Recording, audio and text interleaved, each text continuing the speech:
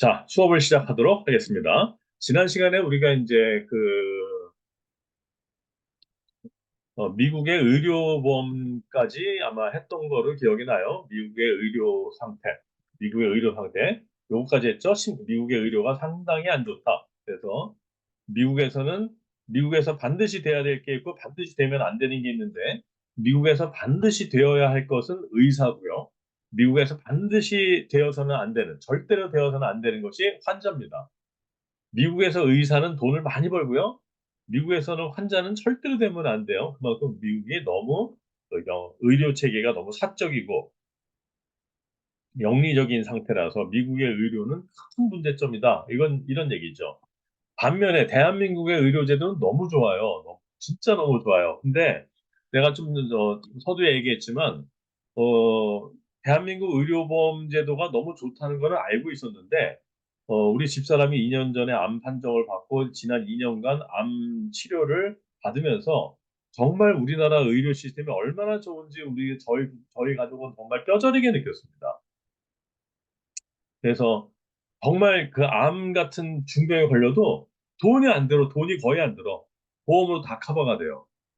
여러분의 부모님들이, 여러분의 부모님들이, 여러분의 부모님들이 열심히 건강보험료를 내준 덕분에 저희 가족이 정말 집사람이 중병을 아주 그냥 쉽게 넘길 수 있게 되었습니다. 그리고서 이제 저희 집사람이 요새 좀 목이 너무 뻐근해갖고 한의원에 갔거든?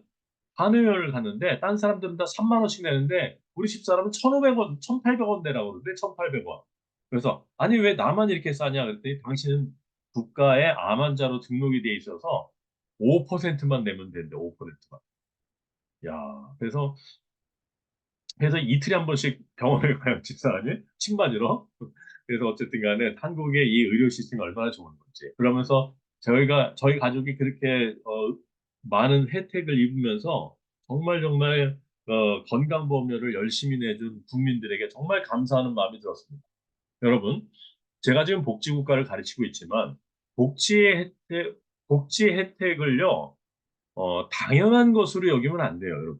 복지 혜택을 받는 입장에서, 즉, 복지 제도를 위해서 돈 내는 것은 당연하게 여겨야 되지만, 복지 혜택을 입는 입장에서는 당연하게 여기면 안 됩니다. 그건 인간의 도리가 아니에요. 복지 혜택을 입으면요, 그런 복지 제도가 운영되도록 세금을 내준 국민들에게 정말 정말 감사하는 마음이 있어야 되고, 그런 복지 제도를 운영해준 대한민국 정부에 대해서 너무너무 감사하는 마음이 있어야죠. 여러분도 그러셔야 됩니다. 그래서 제가 얼마나 감사한지 몰라요. 대한민국이라는 나라에 또 국민건강보험료를 성실하게 내준 우리 손재호 학생 엄마 아빠에게 내가 얼마나 감사한지 몰라.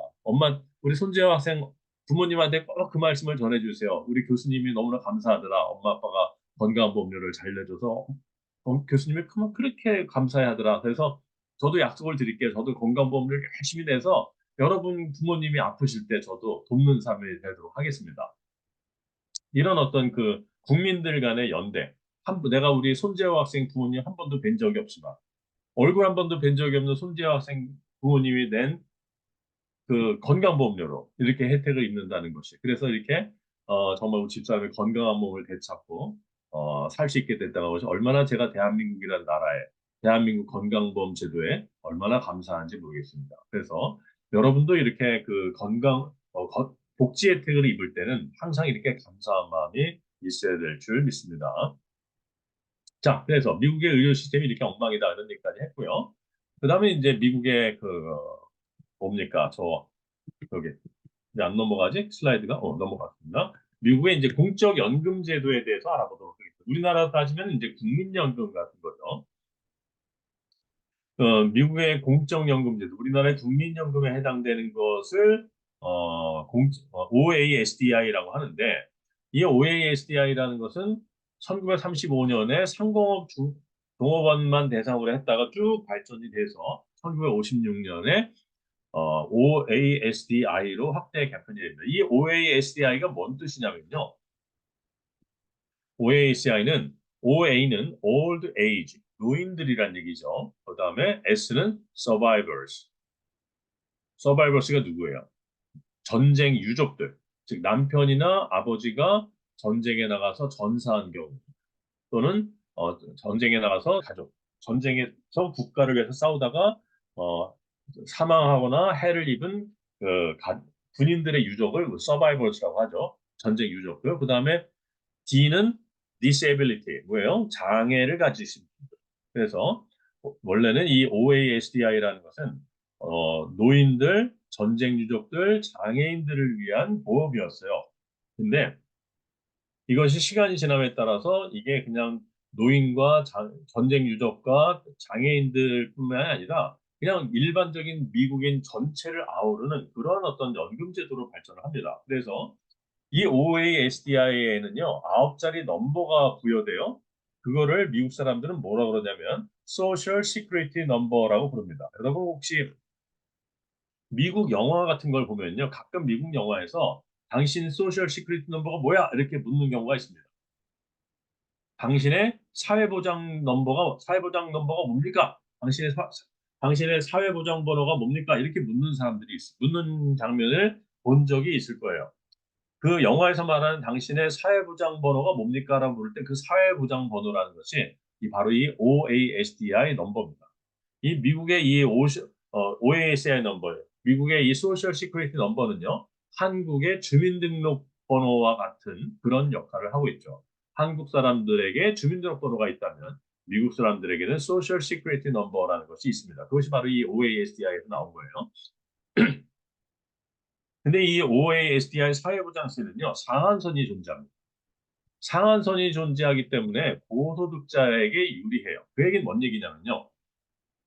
예를 들어서 이 사회보장세가 이 사회보장세를 소득의 10%라고 한번 가정을 해보세요. 사회보장세를 소득의 10%를 낸다. 이렇게 가정을 하면요. 어떻게 되냐면 가만있어 봐라. 우리 박지민 학생은 카메라를 안 켰네? 내가 이러다가 저거 캡처를 하면은 태도 점수를 못 받는데 어떡하지? 박지민 학생? 그리고 강예원 학생도 얼굴이 반쪽밖에 안 나와서 이런 경우에 자칫 잘못하면 예, 감점을 당할 수가 있습니다. 자, 그래서 여기 우리 박지민 학생 저기 아직 카메라를 켤 만한 그런 얼굴 상태가 아니면 꽃단장 한 다음에 켜도 돼요. 너무 급하게. 아이고, 우리 강아지가 있어서 그랬구나. 그래요. 어쨌든 우리 박지민 학생이 수업 잘 듣고 있다는 것을 확인할 수 있게만 해주시면 됩니다. 그래서 네, 어, 대신에 어쨌든 언젠가는 얼굴 나와야 돼요. 제가 박지민 학생 얼굴 나오면 그때 스크린샷을 할게요. 여자들은 얼굴 뒤밀기까지는 시간이 걸리잖아. 그죠? 응? 눈곱 떼야지, 눈썹 그려야지, 입술 칠해야지, 머리 묶어야지. 절차가 심하기 때문에 여학생한테는 머리를 빨리, 아니, 카메라를 빨리 켜라 그러면 안 돼. 천천히. 그죠? 할 때. 자, 그래서 사회보장세는요, 상한선이 존재해요. 그래서 예를 들어서 사회보장세가 소득의 10%라고 가정을 해보세요. 소득의 10%가 사회보장세인데 맥시멈이 200만 원이다 라고 가정을 해봅시다. 그러면 예를 들어서 우리 안효진 학생이 월급이 100만 원이면 사회보장세 10만 원 내야 되겠죠? 그죠? 그 다음에 이제 장대원 학생이 월급이 500만 원이면 사회보장세를 50만 원 낼 겁니다. 그다음에 가선호 학생이 월급이 1000만 원이면 어떻게 얼마를 내야 돼? 사회보장세를 100만 원을 내야지. 그다음에 선용준 학생이 월급이 3천만 원이면 사회보장세를 300만 원을 내야 되는. 근데 우리 이상현 학생이 5천만 원이야. 예를 들어서 월급이 5천만 원. 꼭 월급 5천만 원 받으시기 바랍니다. 우리 이상현 학생. 월급 5천만 원 받으면 나한테 밥 한 번은 사야지. 응? 월급 5천만 원을 받는다. 우리 이상현 학생. 그럼 어떻게 돼? 10% 하면 500만 원이죠. 근데 사회보장세가 300만 원이라고. 이게 300만 원이 상한선이라고요. 그럼 어떻게 되느냐? 이상원 학생은 월급을 5천만 원 받아도 사회보장세를 300만 원만 내면 돼요. 그러면 안효진 학생은 소득의 10%를 내죠. 100만 원 중에서 10만 원을 냈으니까. 근데 이상현 학생은 월급이 5천만 원인데 300만 원밖에 안 냈으니 어떻게 되는 거예요? 10%가 안 되죠? 그죠? 5, 6, 3, 6%밖에 안 되는 거 아니에요. 그치? 그럼 무슨 얘기예요? 안효진 학생은 월급 100만 원인 안여진 학생은 소득의 10%를 사회보장세로 내는데 월급이 5천만 원인 이상현 학생은 월급의 6%만 사회보장세로 내니까 고소득자한테 유리하다는 그런 이상한 제도를 갖고 있어요. 왜 그런지 저도 잘 모릅니다. 그래서 이 사회보장세는요, 이런 상한선이 존재해서 고소득자들한테 매우 유리합니다.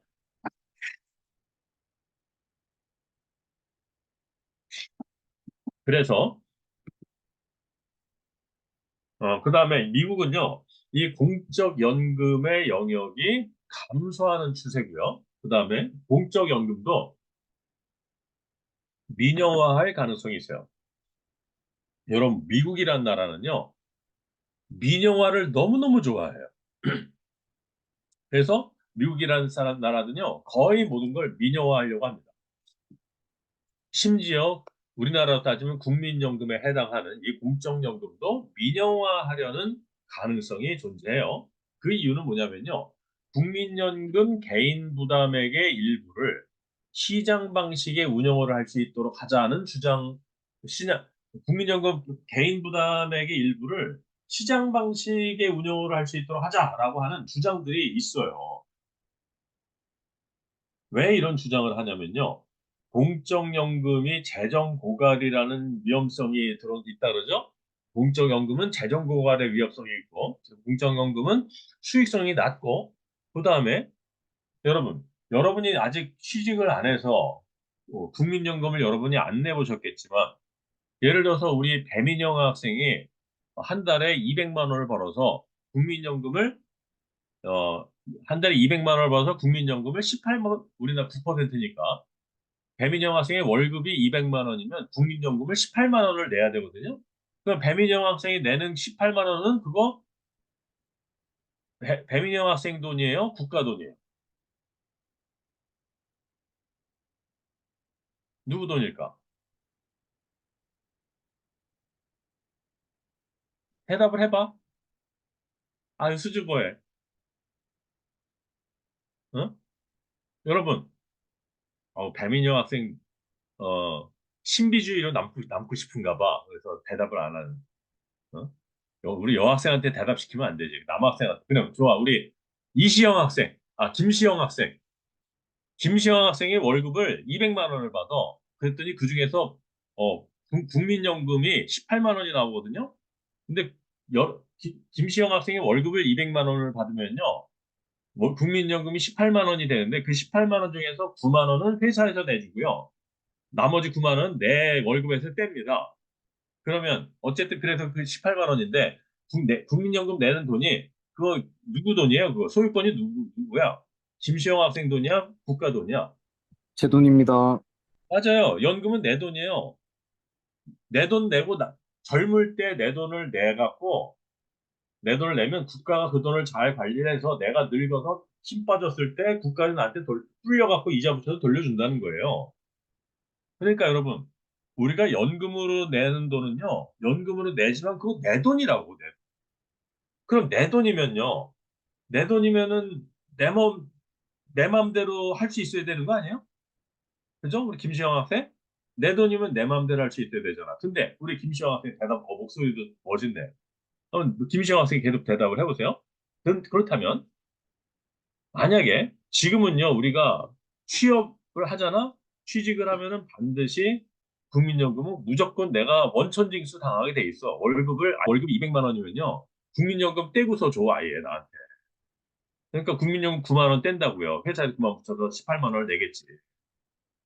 그런데 우리 김시영 학생이 생각하기에 만약에 어차피 그 국민연금으로 낸 돈이 내 돈이라면 그거를 내 맘대로 처분할 수 있어야 되잖아.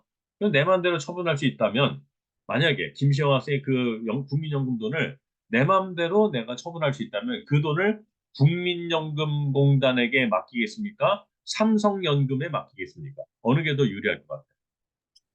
삼성이요. 삼성연금이 더 유리할 것 같죠? 투자를 국민연금공단보다는 삼성연금이 훨씬 투자를 잘할 것 같고, 더 돈을 잘 불릴 것 같고, 그지? 돈을 더 많이 불린다는 얘기는 나중에 나한테 더 많이 돌려준다는 얘기. 그죠? 그런 생각이 들죠? 나도 그런 생각이 들었어, 나도. 나도 과거에 나는 뭐 오랫동안 직장 생활하면서 뭐 국민연금을 나는 냈는데 한 지금으로부터 24년 전에 지금으로부터 24년 아니고 지금으로부터 22년 전에 정말 계획치 않았는데 우연히 우리 집사람이 조그만 아파트를 샀어요. 조그만 어떤 원룸형 아파트를 샀어요. 원룸형 아파트를.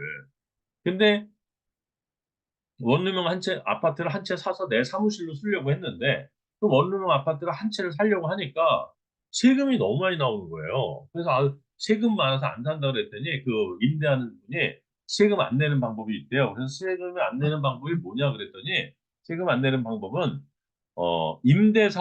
임대사업자가 되면 세금을 안 낸다는 거예요. 그래서 그럼 나 임대사업을 하겠다 그랬더니 임대사업은 최소한 두 채 이상 하기 때문에 한 채 갖고는 안 되고 두 채를 사야 된다는 거야. 그래서 내가 두 채를 샀어요. 대출을 받아서. 그러고 보다 보니까 굳이 어차피 임대사업을 할 거면 두 채 갖고 할 필요 없겠다 싶어서 세 채를 샀어. 세 채를. 뭐 내가 돈이 많아 산 게 아니라 은행 대출을 85%로 받아 샀어.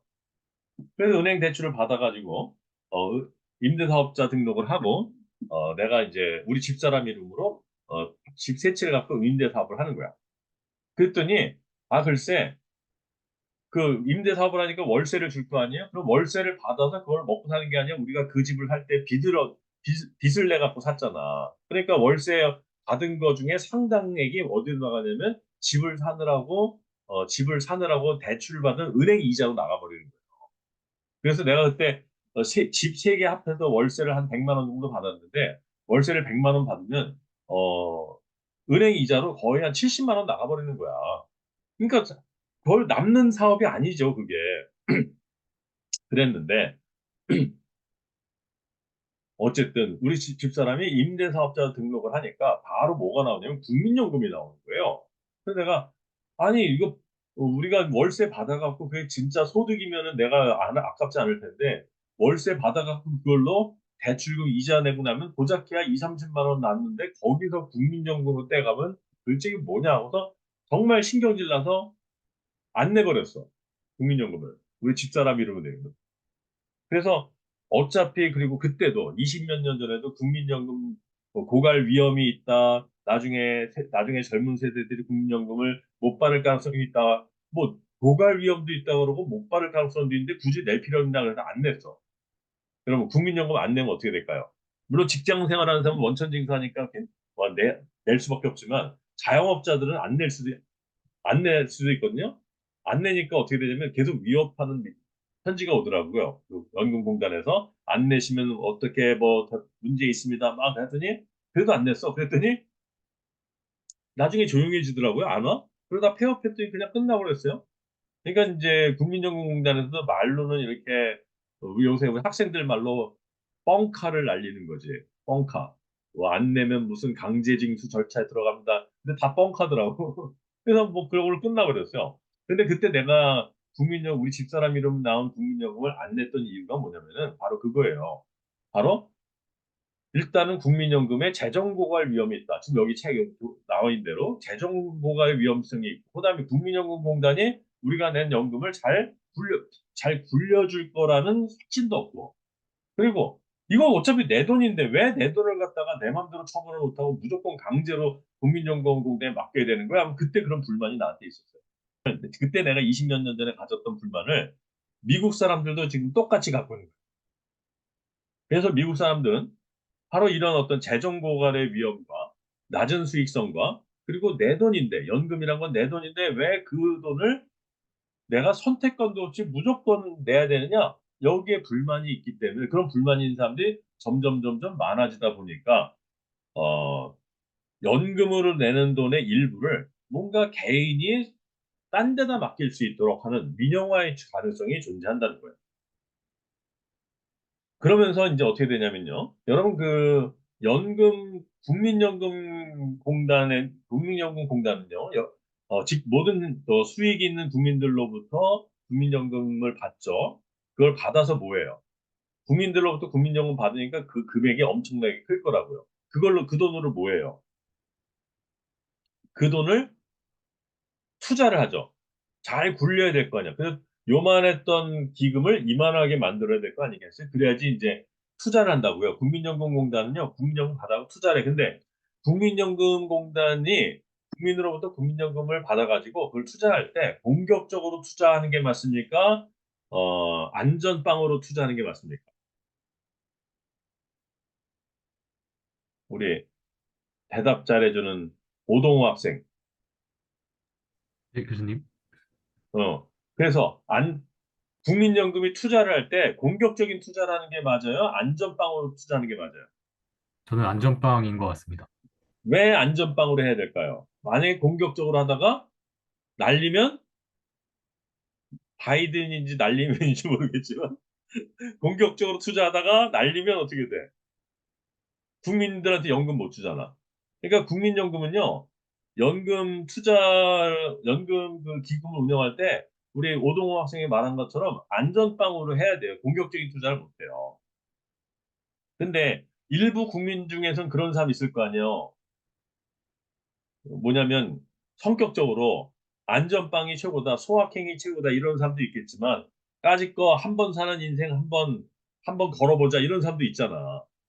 그래서 미국 국민 중에 일부는 좀 연금 갖고 좀 공격적인 투자를 해라. 위험도를 감수하더라도 위험을 감수하더라도 좀 공격적인 투자를 해서 뭔가 나한테 수익을 좀 많이 남겨달라. 위험 내가 감수하겠다 이런 사람들도 있는 거예요. 그러다 보니까 미국의 이제 연금은요, 뭔가 이 투자의 위험성이 있는 퇴직연금과 개인연금들이 나타나기 시작했어요. 그러면서, 그러면서 이제 미국의 연금은 확정급여형 퇴직연금에서 확정기여형 퇴직연금으로 바뀌어가고 있습니다. 그럼 확정급여형과 확정기여형은 어떻게 다른 거냐면요. 확정급여형은 내가 받을 돈이, 연금으로 받을 돈이 확정되어 있는 것이 확정급여형이고요. 확정기여형은 낼 돈이 확정되는 거죠. 즉, 확정급여형으로 가면 내가 낼 돈은 확정돼 있지 않지만 받을 돈은 확정돼 있는 거예요. 확정 기여형은 내가 낼 돈은 확정돼 있지만 받을 돈은 확정돼 있지 않는 거예요.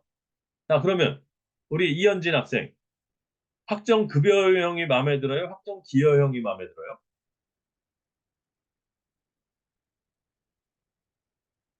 응? 낼 돈이 정해진 게 좋아? 받을 돈이 정해진 게 좋아? 받을 돈이 그렇지? 정해진 게 상식적으로, 그지? 상식적으로 받을 돈이 정해진 게 좋죠? 그죠? 옛날에는 근데 그 연금을 받는 국민들 입장에서는 받을 돈이 정해진 게 좋죠. 하지만 국민연금공단 입장에서는 받을 돈이 확정 급여형이 좋겠어요? 확정 기여형이 좋겠어요? 국민연금을 운영하는 국민연금공단 입장에서. 반대로 받을 돈이 확정된 게 좋죠. 그러니까 확정 기여형은 공단이 좋아하는 형태고 확정 급여형은 국민들이 좋아하는 형태인데 미국의 연금이 확정 급여형에서 확정 기여형으로 바뀌어가고 있다는 거예요. 그러면서 401K라는 연금이 나오기 시작합니다. 이 401K라는 것은요, 미국의 사용자와 근로자의 협약에 의해서 가입되는 미국의 대표적인 확정 기여형 퇴직연금이에요. 근데 아까 여기 나와 있듯이 401K라는 것은 사장님하고 의무 가입이 아닙니다. 401K는 의무 가입이 아니에요. 근데 이거는 어떻게 가입하냐면 사장님하고 근로자가 서로 함께 동의를 해야지 401K에 근로자가 가입을 할 수 있어요. 그러면 401K 가입할 때 401K에 관련된 보험료를 낼 때 근로자 월급에서만 까는 게 아니라 사용자도 일부 내는 거죠. 그러면 근로자 입장에서 401K를 하는 게 좋겠죠? 그죠? 아무래도 회사 돈 더 받아가지고 내가 연금 내는 거니까. 그리고 이 401K는요, 투자를 적극적으로 다른 연금에 비해서 OASDI는 매우 안전빵으로 이제 투자를 한다 그러면 이 401K는 약간 좀 공격적인 투자를 해요. 그렇다고 너무 위험한 투자는 안 하지만 약간 공격적인 투자를 해서 OASDI보다 훨씬 어떤 게 좋아요? 수익성이 좋아. 그래서 일단 개인들은 401K를 선호를 하죠. 근데 기업들은 만약에 직원이 401K에 가입을 하면 내가 그 보험료의 일부를 내줘야 된다고 회사가. 그럼 회사는 하기 싫겠죠. 근데 회사는 왜 이걸 하길 원할까? 회사가 이거를 401K를 가입을 하게 되면 국가에서 그 회사에다가 혜택을 줘요. 그래서 미국은 그래서 사장님과 근로자가 합의가 되면은 이 401K에 가입을 할 수가 있게 됩니다. 근데 그래서 이 401K라는 것은 근데 확정 기여형 퇴직연금이면서 투자를 좀 더 적극적으로 하는, 그래서 수익성을 좀 더 높은 이런 연금도 존재한다. 그래서 미국은 이런 방향으로 퇴직연금이 가고 있다. 그런 얘기입니다.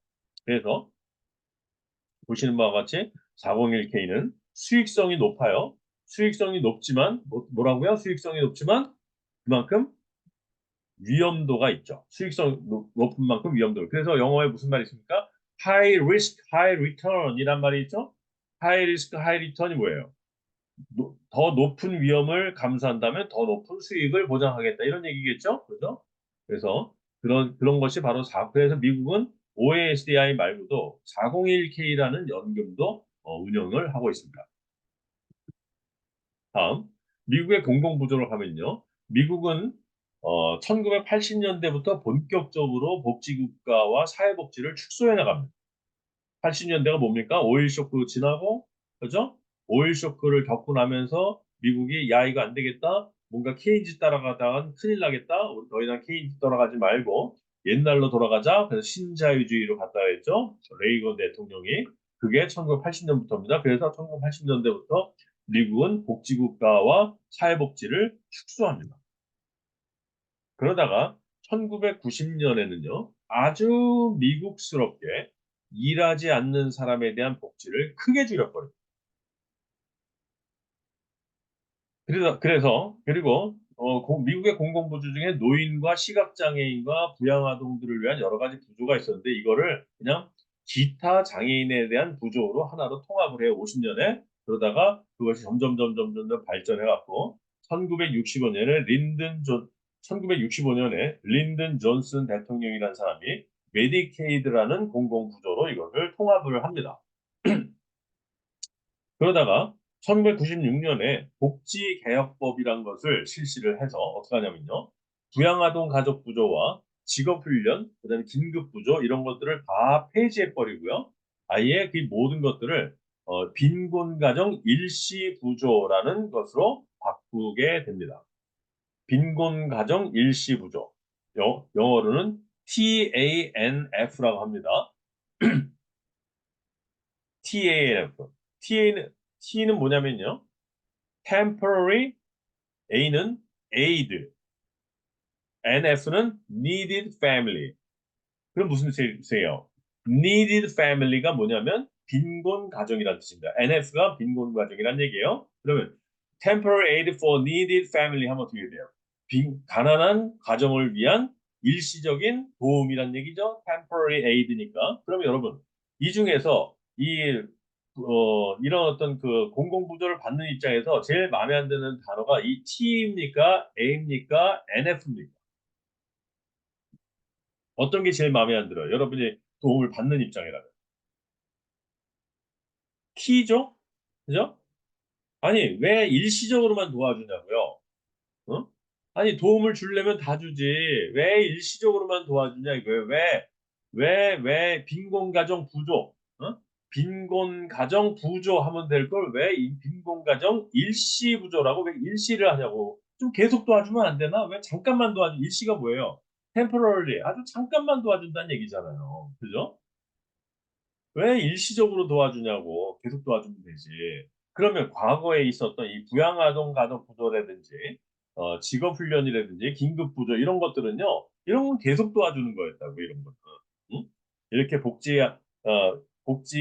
부양아동 가족부조, 직업훈련, 긴급부조 이런 건 계속 도와주는 거였는데 계속 도와주는 것을 없애고 빈곤 가정들을 아주 일시적으로만 도와주는 거로 바꾸었으니까 뭐예요? 복지를 매우 축소해 버린 사건이다라고 볼 수가 있겠죠.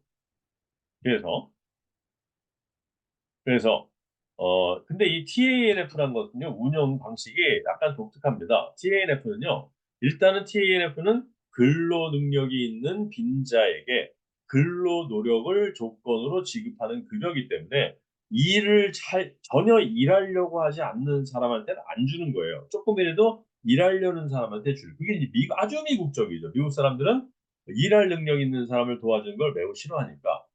그래서 뭔가 뭔가 일하려고는 노력이 있어야만 계급하는 게 TANF인데 이것이 어떻게 운영이 되냐면요. 연방정부의 포괄 보조금에다가 주정부의 복지 예산을 더해가지고 그걸 누가 자유롭게 운영하냐면요. 누가 자유롭게 운영하냐면 바로 주정부 연방정부 포괄 보조금에다가 주정부 복지 예산을 더해가지고 누가 자유롭게 운영해요? 바로 주정부가 자유롭게 운영을 한다. 자, 그러면 이게 이제 어떤 의미가 있느냐?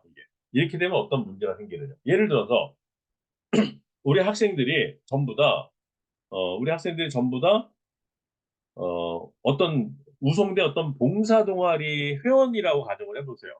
여러분이 다 봉사동아리 회원이다. 근데 그래서 이제 예를 들어 우송 봉사동아리 회원이다 그러면요. 예를 들어서 우리 이상현 학생이 회장님이야. 응? 이상현 학생이 우리 우송 봉사동아리의 회장님이에요. 근데 우송 봉사동아리에서 뭐 하려고 그러냐면요. 우송대 인근에 소년, 소녀 가장 애들 20명을 갖다가 도와주려고 하는 거예요. 어? 우송대 인근에 소년, 소녀 가장 애들 20명을 후원하기 위해서 봉사동아리가 움직입니다. 근데 그 봉사동아리가 그 20명의 뭡니까, 소년, 소녀 가장 애들을 도우려고 할 때 그 프로젝트를 어떻게 운영하냐면 학교에서 지원한 100만 원이라는 돈과 아니, 100만 원 너무 적다. 학교에서 지원한 500만 원이란 돈과 또 우리 동아리 자체적으로 회원들이 낸 회비를 모은 우리 동아리던 500만 원을 합해서 1000만 원을 만들어 가지고 그 1000만 원으로 20명의 소녀 가장애들을 도우려고 하는 거예요. 그런 프로젝트 가정을 해보세요. 그래서 이제 근데 그거를 즉 뭐냐면 우리 우송대에서 제공하는 500만 원이라는 기금과 그리고 우리 동아리에서 자체적으로 마련한 500만 원을 합해서 1000만 원을 만들어 가지고 그걸로 20명의 소년, 소녀 가장을 도와주는 프로젝트를 근데 이걸 누가 운영하느냐? 우리 동아리 회장인 이상현 학생이 운영한다고 가정을 해보세요. 그럼 우리 이상현 학생은요, 우- 학교에서 받은 500만 원과 우리 동아리 자체 회비 거둔 거 500만 원 중에서 어떤 거 먼저 쓰고 싶으세요? 어떤 돈부터? 어떤 돈을 우선적으로 쓰고 싶겠어? 학교에서 받은 거를 먼저 쓸 것 그렇죠. 같아요. 학교 돈을 우선적으로 쓰고 싶겠죠. 어? 학교 돈은 그 목적으로만 써야 돼. 학교 돈은 무조건 그 목적으로만 써야 돼. 근데 우리 동아리 돈은요. 우리 동아리 돈을 거기다 쓸 수도 있겠지만 거기다 안 쓰면 우리 동아리 돈을 어디다 쓸 수도 있어요. 우리 회장님이 보기에 자기가 원하는 데 쓸 수도 있겠죠.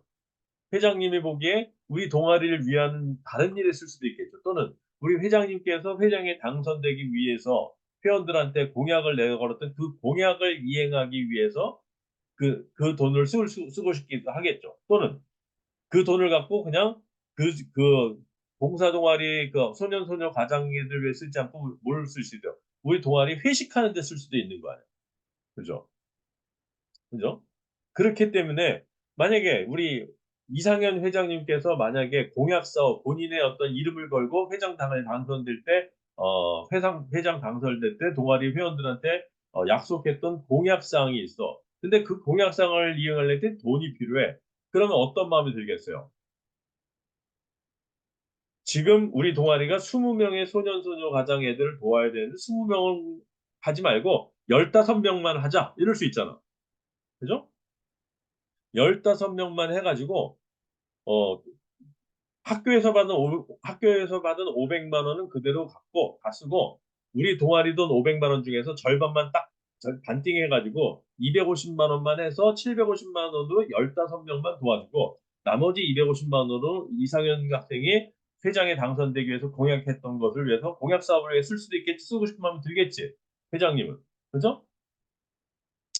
그래서 만약에 이런 동아리를 운영할 때 학교 돈과 동아리 돈을 합해서 그것을 운영을 하는데 그것을 딴 사람이 아니라 동아리 회장이 운영을 한다 그러면 어떤 마음이 어떻게 되냐면 반드시 20명을 도우려고 했는데 그것을 숫자를 줄이고자 하는 시도가 들어간다고. 그런 일이 벌어지게 돼요. 이게 이렇게 가면. 그래서 연방 보조금의 포괄 보조금에다가 주정부의 복지 예산을 더해서 그것을 연방 정부의 감시 없이 주정부가 자유롭게 운영을 하게 되면 주정부 입장에서는 연방 정부 왜 이렇게 발음이 안 되냐? 연방 정부의 포괄 보조금을 우선적으로 쓰고 정부의 복지 예산은 웬만하면 안 쓰게 되겠죠. 그러려면 어떻게 되겠어요? 복지가 어떻게 될까? 복지가 축소되고 될 수밖에 없는 거죠. 복지가 축소되고자 하는 복지 감축의 유인성이 내재가 되겠죠. 그러면 TANF 어떤 도움을 받게 되는 사람을 선발할 때 어떻게 하면 그 복지가 줄어드냐면요. TANF 복지 혜택을 받는 사람의 자격을 까다롭게 만들어버려요. 그 조건이 자격이 까다로워지면 어떻게 돼? 대상이 축소되겠죠. 그러면 어떻게 할 수 있냐면 바로 이 TANF를 연방 예산만 가지고 운영을 하고 주정부 예산은 하나도 안 쓰고 연방 예산만 갖고 운영하게 돼서 그러면 어떻게 돼요? TANF 사업이 축소되겠죠. 그래서 2014년부터 TANF 수급자가 급격히 감소하면서 급격히 감소하기 시작했고 또 지급 수준도 기초 생계에도 못 미칠 정도로 어쨌든 미국의 이 공공부조는 심각한 문제를 안고 있습니다. 그리고 그다음에 이제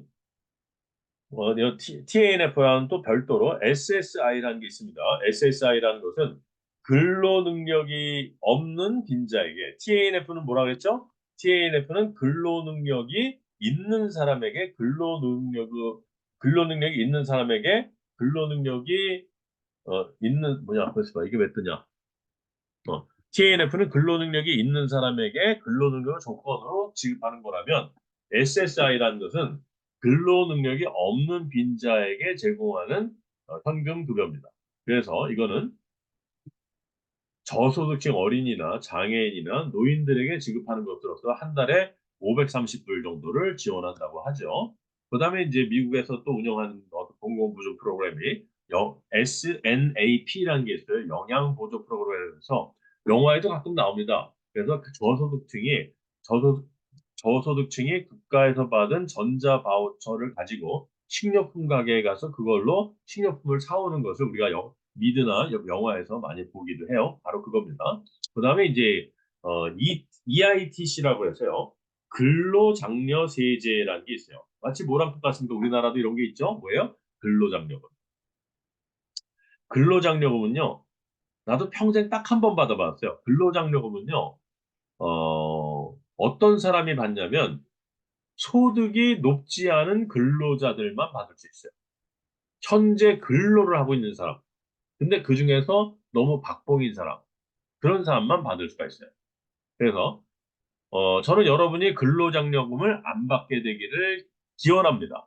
왜? 월급이 많은 사람은 근로장려금을 못 받아요. 근로장려금은 근로자들 중에서 월급이 좀 적은 사람들만 국가에서 더 근로 열심히 하라고 용기를 북돋아주기 위해서 하는 게 바로 근로장려금인 건데 그것이 바로 이 미국의 근로장려 세제에서 온 건데 이것은 근로연계소득지원제도로서 저소득층에게 현금으로 지원하는 거고 근로자를 더 근로할 수 있도록 장려하는 거기 때문에 이것을 근로를 장려해서 근로 의욕을 더 확산시키는 거다. 그래서 이거를 생산적 복지다, workfare다 이렇게 부릅니다.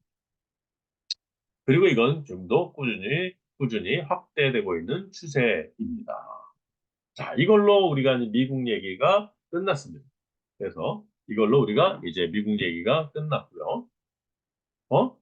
그러다 보니까 우리가 8시 반에 시작했는데 9시 18분이 됐네요.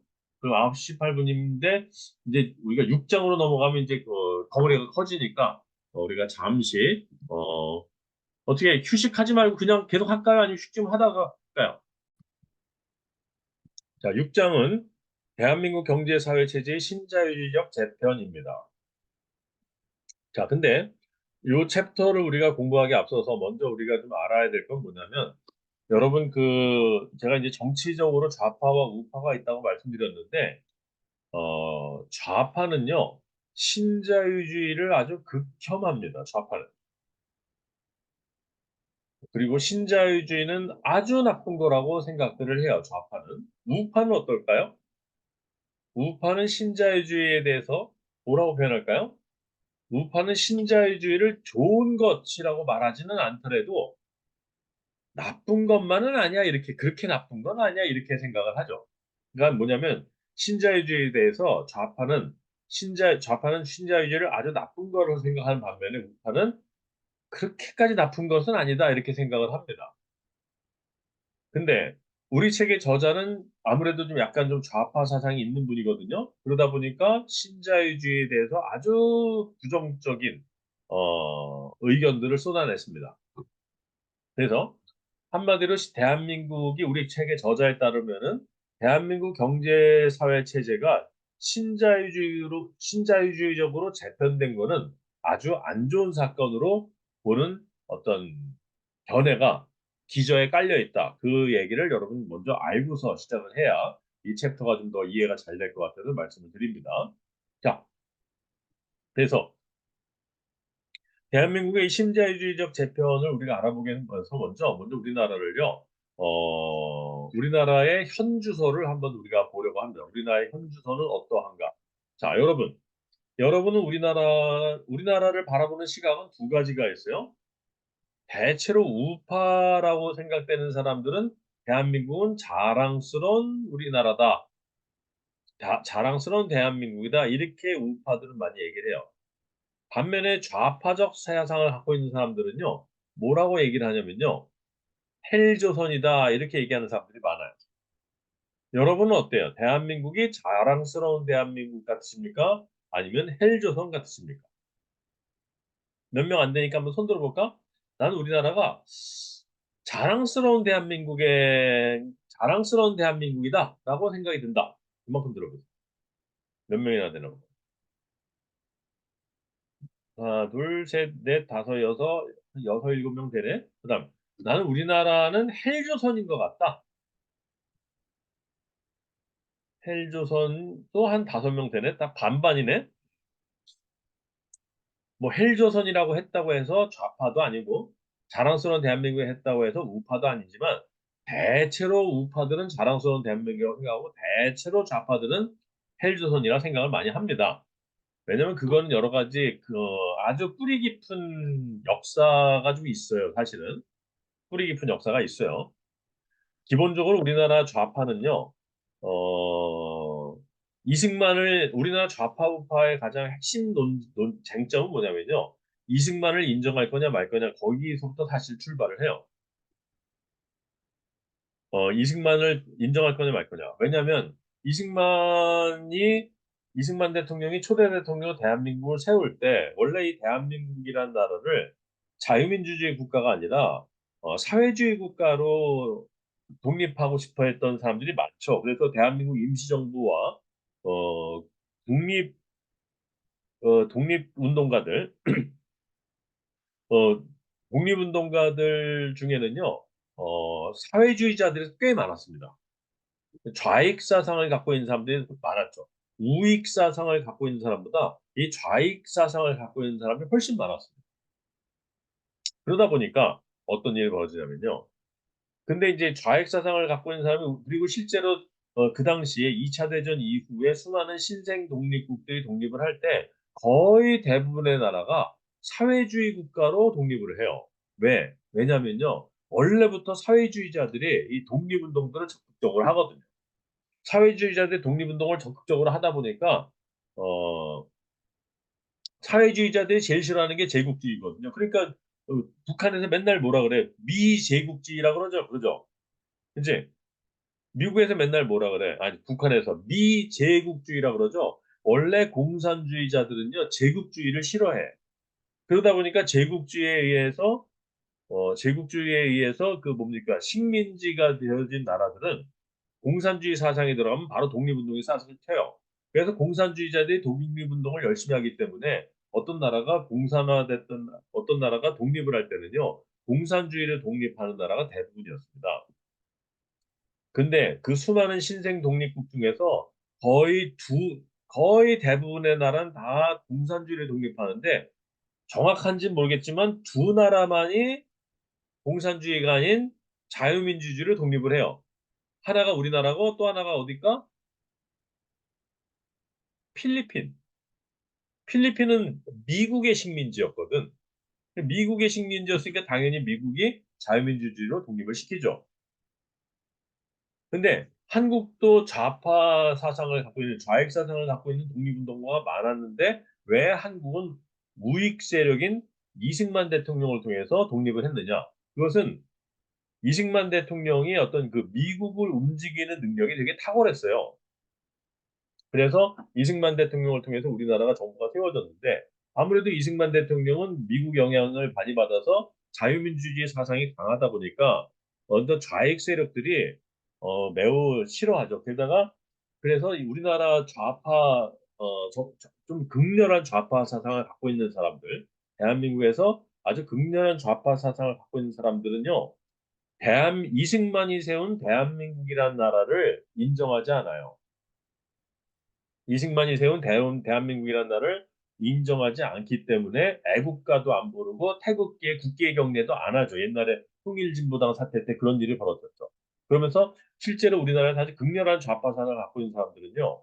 대한민국은 태어나서는 안 되는 나라다 이런 생각이 있어요. 그러다 보니까 대한민국은 무조건 나쁘게만 말하다 보니까 헬조선이다 이런 말까지 나오게 됐는데 어쨌든 근데 제가 보기에는 그럼 여러분 묻겠죠. 교수님 보시기엔 자랑스러운 대한민국이에요, 헬조선이에요라고 묻는다면 제가 보기엔 두 가지 요소가 다 있어요. 우리나라는 자랑스러운 대한민국인 요소도 많이 있지만 반면에 헬조선이라고 부를 만도 하다라는 하고 싶은 헬조선이라고 부를 만도 하다라고 할 만큼 힘든 요소들도 존재하죠. 양면이 다 있는 겁니다. 양면이. 근데 여러분 만약에 여러분이 이 땅에 환생을 한다고 가정을 해보세요. 우리 환생 추첨 얘기 많이 했잖아. 환생 추첨을 하는데 태어날 나라를 갖다가 추첨으로 정한다고 가정을 해보세요. 응? 태어날 나라를 추첨을 정하는데 뽑았어. 막 지구본을 돌리는 거야. 지구본이 막 돌아가는데 내가 눈 감고 지구본을 내가 손가락을 팍 찍었어. 그래서 딱 찍고 봤더니 대한민국이 찍혀 있는 거예요. 그럼 여러분 똥 밟았다고 생각해요? 다행이라고 생각해요? 지구상에 있는 수많은 나라 중에서 대한민국이라는 나라에 태어나기로 결정이 됐다라는 추첨 결과를 받은 순간 똥 밟았네 이렇게 생각합니까? 아니면 그나마 다행이다 이렇게 생각합니까? 똥 밟았다라고 느낄 것 같다 나 같으면 그나마 다행인 것 같다. 여기는 거의 대부분의 학생이 헬조선이라고 말하는 학생이고요. 그래도 그렇게 뽑기 했는데 대한민국이 나왔다 그러면 그나마 다행이라고 많이 생각을 해요. 왜냐하면 그 뽑기 하잖아요. 그러면 여러분 저기 중국하고 인도만 합해서 인구가 30억이 넘어요.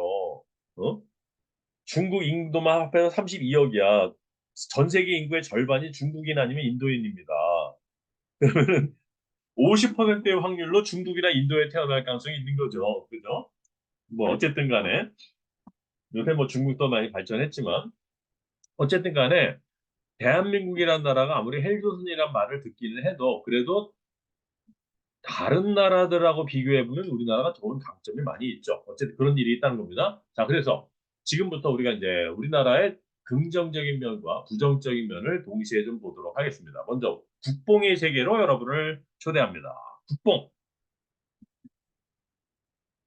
지금부터 우리 모두 국뽕의 세계로 가는 거예요. 짠짜잔. 우리나라는 수출액으로 따졌을 때 세계 6위예요. 대단하지 않습니까? 수출액 세계 6위. 그러면 우리 우리 정홍 학생? 정홍이라는 이름도 있었어요. 우리 반에, 우리 클래스에. 몰랐네. 정홍 학생? 들립니까? 정홍 학생이 대답을 한번 해봐.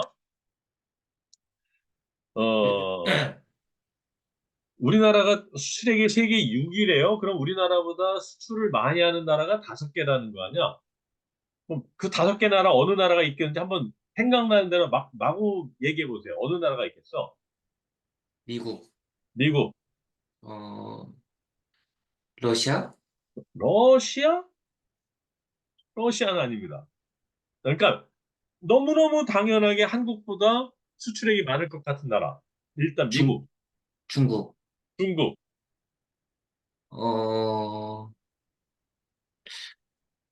일본? 일본, 그렇지. 그리고 영국. 영국. 근데 영국 아닙니다.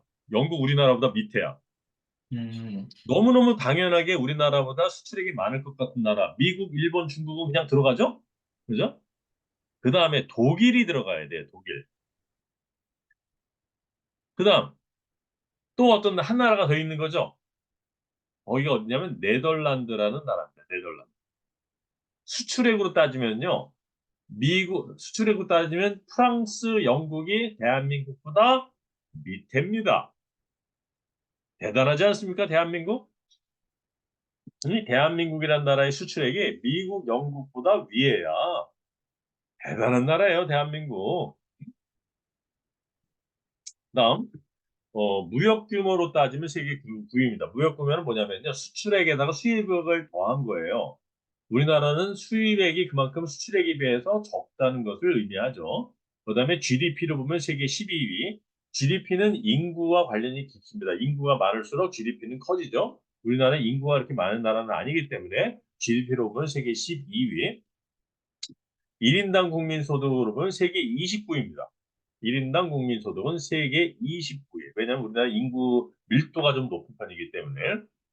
그다음에 우리나라 IT 관련 기술과 제품 끝내주지 않습니까? 한류 끝내주잖아요, 요새. 그죠? 그다음에 세계 유수의 미래학자들은요, 대한민국의 전망을 매우 매우 매우 매우 밝게 봅니다.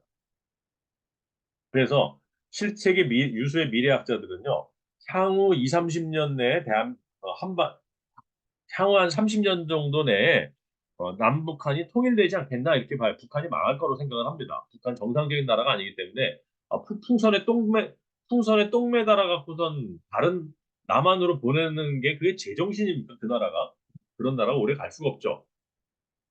그래서 북한하고 남한이 통일이 될 거라고 생각들을 해요. 그래서 만약에 북한과 남한이 통일돼서 대한민국이라는 나라가 통일한국이 된다고 할 경우에 남쪽의 기술과 북한의 지하 자원을 잘 활용하게 되면은 이 통일한국의 이 국력이란 것은 미국 다음으로 클 거다라고 예측하는 사람들이 많습니다. 그래서 우리나라 이렇게 잘 나가는 나라예요. 자, 보시면 이게 파란 그래프는 우리나라의 어떤 순위 얘기하는 거예요. 수출액 순위. 대단하죠? 세계 순위. 수출액이 이렇게 순위가 팍 떨어졌다는 순위는 낮을수록 좋은 거니까 초록색이 파란색에다 뚝 떨어져요. 그다음에 노란색 그래프는 세계 시장 점유율, 대한민국 제품이 세계 시장에서 차지하는 비율. 이게 어떻게 늘어나요? 쭉 늘어나고 있죠. 보시는 바와 같이. 그다음에 막대 그래프는 수출액 어마어마하게 늘어나고 있죠. 그래서 대한민국은 이렇게 어마어마하게 경제가 발전된 나라입니다. 자, 그리고 아까 수출액 액수를 좀 자세하게 보면요. 수출액 순위를 보면 중국이 1등이고요. 미국이 2등, 독일이 3등. 그러니까 독일 대단하죠, 여러분. 독일하고 미국하고 삐까삐까하죠, 그죠? 이게 독일이 대단한 나라예요. 독일이라는 나라가 진짜 대단한 나라입니다. 그 다음에 일본, 네덜란드가 대한민국보다 약간 앞섰죠, 약간. 그죠? 그러니까 대한민국 대단한 나라예요. 어? 좀 있으면 보니까 일본, 네덜란드도 추월하게 생겼어. 이렇게 가다가는. 자, 실제로 액수로 보면 이렇습니다. 그래서 우리나라가 이제 일본, 네덜란드, 좀 있으면 일본, 네덜란드도 충분히 추월할 만큼. 그래서 세계에서 네 번째로 수출액이 많은 나라가 될 가능성이 높아요. 자, 수입액까지 포함한 무역 규모로 보면은 영국, 프랑스가 한국보다 높습니다. 그 얘기는 뭐예요? 영국, 프랑스, 홍콩 같은 나라들은 수입액이 아주 많다는 얘기죠. 자, 그 다음에 이거는 GDP입니다. 대한민국이라는 나라는 대한민국이라는 나라는 인구가 그렇게 많지 않기 때문에 GDP는 그렇게 높지는 않아. 아직도 12위 수준입니다. 하지만 어떤 한 나라의 어떤 경제력이다 하면은 GDP를 보기 때문에 우리를 세계 10위권 국가다라고 말하는 이유가 바로 여기에 있습니다. 그다음 이건 뭐냐면은 1인당 국민소득이죠. 1인당 국민소득이 지금 보시는 바와 같이 세계 29위로 되어 있는데 우리가 여행했던 미국, 스웨덴, 독일의 위치가 어딘지도 우리가 이 그래프에서 확인할 수가 있습니다. 자, 그다음 우리나라의 헬조선의 모습을 한번 볼까요? 첫째, 자살률이 세계 압도적 1위죠. 사실은 세계 1위는 아니고요. 세계 2위입니다. 그래프에 보시면은 리투아니아라는 나라가 자살률이 제일 높아요. 근데 여기 보시면은요. 한국과 리투아니아는 자살률이 비슷하죠. 그죠? 한국과 리투아니아라는 나라는요. 10만 명당 몇 명이 자살하냐면 리투아는 27명, 우리나라는 25명. 이렇게 해요. 하지만 보세요. 3등인 나라는 어떻게 돼? 바로 16명 정도로 줄어들죠. 그죠? 16명으로 줄어든 나라가 어디예요? 헝가리네. 헝가리란 나라가 3등인데 2등인 대한민국과 자그마치 8명 이상이 차이가 나요. 그죠? 그러니까 우리나라가 얼마나 자살률에 있어서 압도적인 위치에 있는지를 우리는 이 그래프를 통해서 볼 수가 있습니다. 그다음 합계 출산율이 OECD 평균이 1.7명인데 우리나라가 1.2명이라고 하는데 이것도 옛날 자료죠. 지금은 우리나라 합계 출산율이 0.7명까지 떨어졌다고 하죠. 지금은. 실제로 한 나라가 인구 유지를 위해서는요. 한 나라의 인구가 유지되기 위해서는 출산율이 2.1명은 되어야 인구가 유지된다는 거예요. 근데 우리나라는 0.7명대로 지금 혹시 현재 출산율이 얼마인지 한번 찾아볼까요? 얼마인가? 한국의 출산율. 자, 한국의 출산율을 보면은요.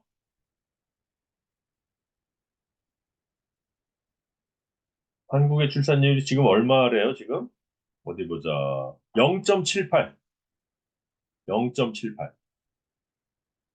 그래서 현재 OECD 평균은 1.59.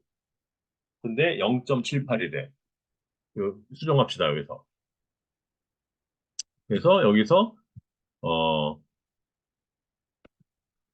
참 이거 공유가 내가 껐더니 공유가 없어져 버렸죠. 아이고.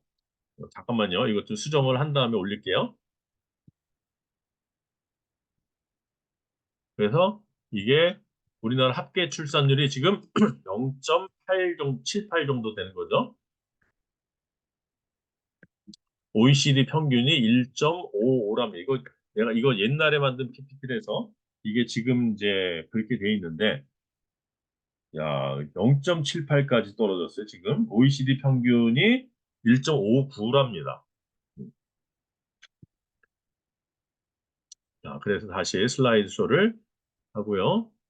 또 다시 한번 공유를 다시 해야죠. 공유가 사라졌으니까. 네, 되었습니다. 그래서 우리나라 합계 출산율이 현재 0.78까지 떨어졌고, OECD 평균은 1.59인데 우리나라 너무 출산율이 심하게 떨어진 상태죠, 지금. 그래서 뭐 대한민국 망했다 어떤 학자가 그랬다는 거 아니에요, 옛날에? 얼마 전에. 그다음에 우리나라의 이제 상대적 빈곤율이 97년에 8.1%였는데 2018년에 16.8%까지 떨어졌다는 거예요. 상대적 빈곤율이란 건 뭐냐면요. 중위소득자의 소득이 어떤 한 사람의 소득이 중위소득자의 절반 이하다 그러면은 빈곤하다 하는 거예요. 즉 무슨 얘기냐? 대한민국 전체 인구 5천만 명을 한 줄로 소득 순으로 세웠을 때 딱 중간에 있는 2,500만 번째 있는 사람의 소득이 예를 들어서 500만 원이다 하면은요.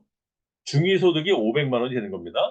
그럼 중위소득 500만 원에 50%면 어떻게 돼? 250만 원이죠? 그러면 한 달에 250을 못 버는 사람은 빈곤한 사람이다 이렇게 한다는 거예요. 근데 그러한 사람의 비율이 97년에 8.1%였는데 2018년에 16.8%까지 거의 2배가량 상대적 빈곤율이 올랐다는 것이죠. 그리고 우리나라 사람들한테 당신은 상류층, 중류층, 하류층 중에 어딥니까? 라고 물었을 때 저는 하류층이에요 라고 대답하는 사람이 44.6%라는 것입니다. 근데 여기서 주목할 건 뭐냐면요. 자, 여기서 보시면요. 실제로 2015년 자료로 봤을 때 우리나라 빈곤율은 2015년 13.8%였어요.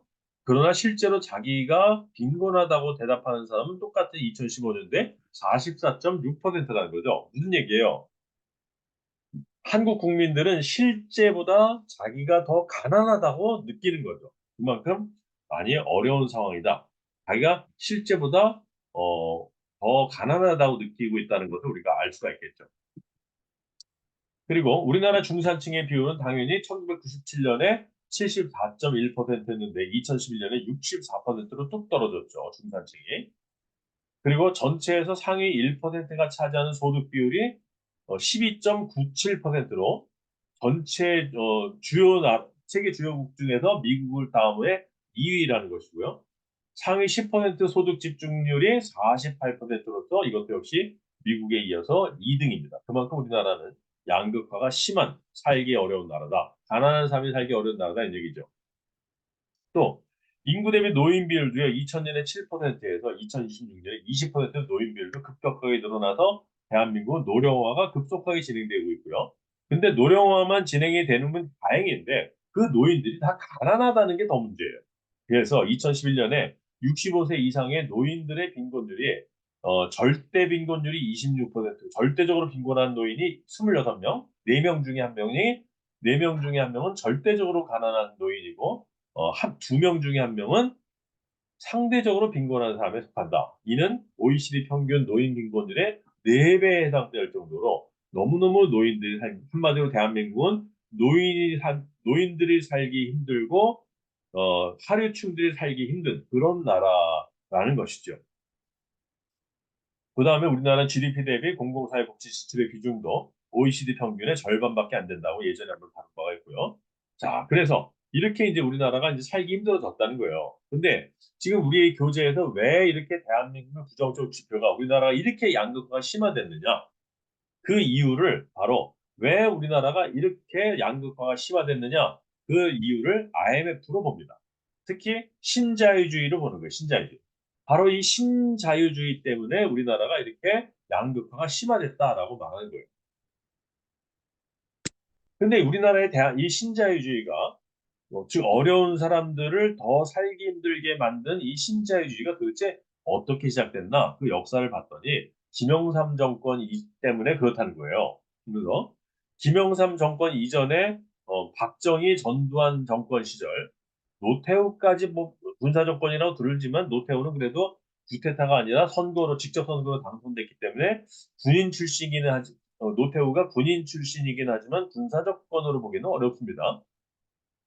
김영삼 이전에 군사 정권이라고 하면 대체로 박정희, 전두환 시절 얘기입니다. 박정희, 전두환 시절에는요. 국가 자본주의를 통해서 대한민국이라는 나라의 산업화를 이뤄냅니다. 국가 자본주의는 뭐예요, 여러분? 국가가 경제에 아주 적극적으로 개입을 한다는 것이죠. 그래서 박정희 대통령이 포항에다 제철소 져! 하면 제철소 짓는 거죠. 그건 명령으로. 그러면서 뭔가 국가 자본주의를 통해서 산업화를 이뤄냈기 때문에 국내 산업을 보호하고자 하는 이 독재자들, 국내 산업을 보호해야 되는 의무가 있었기 때문에 국내 산업을 보호하고자 많은 어떤 해외 어떤 농산물이나 이런 것들이 한국에 무분별하게 진출하는 것을 차단합니다.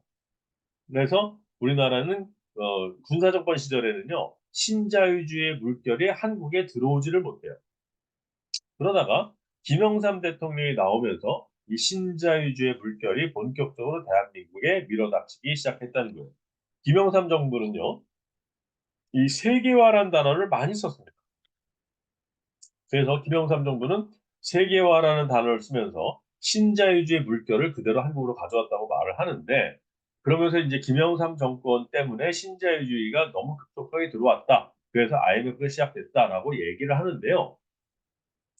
제 생각에는 물론 김영삼 정부의 잘못도 있겠지만 김영삼 정부만의 잘못은 아닌 것 같다라는 거예요. 왜냐?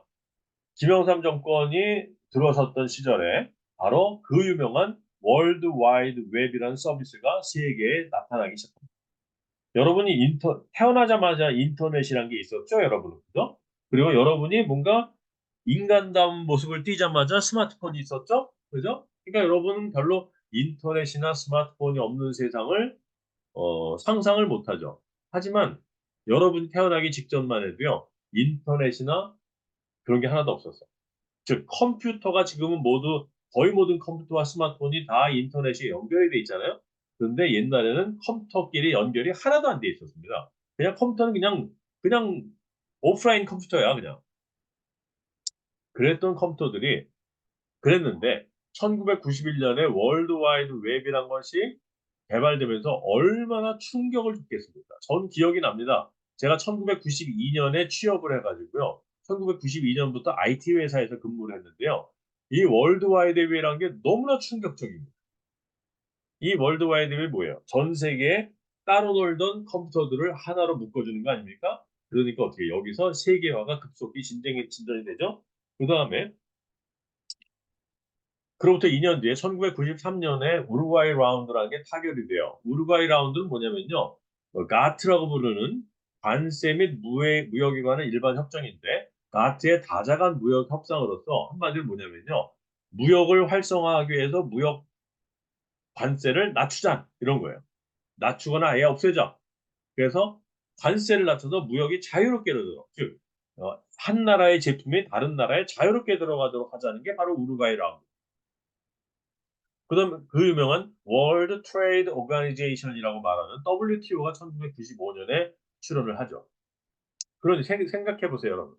1990년대 김영삼 정권 시절에 월드와이드 웹 나오지, 우루과이 라운드 타결되지, WTO 출범하는데 또 WTO 또 나오지 하는 이렇게 나오는데 수출로 먹고 사는 한국이 어떻게 세계의 이런 모든 물결을 차단할 수 있겠어요? 못하죠.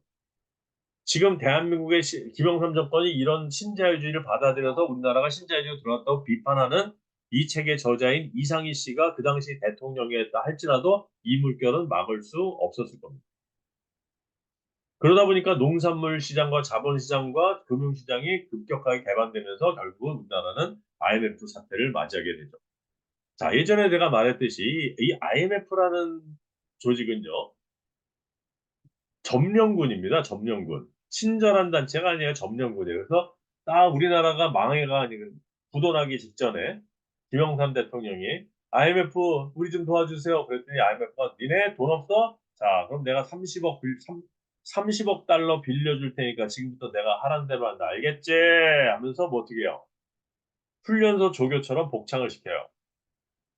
그래서 야, 앞에 자, 대한민국 정부는 앞에 있는 IMF를 따라 IMF의 명령을 따라 복창한다. 첫 번째, 금리 인상! 하면 대한민국 정부가 일렬 한국부터 금리 인상! 외치는 거죠. 그 다음, 긴축재정정책! 하면은 긴축재정정책! 외치는 거죠.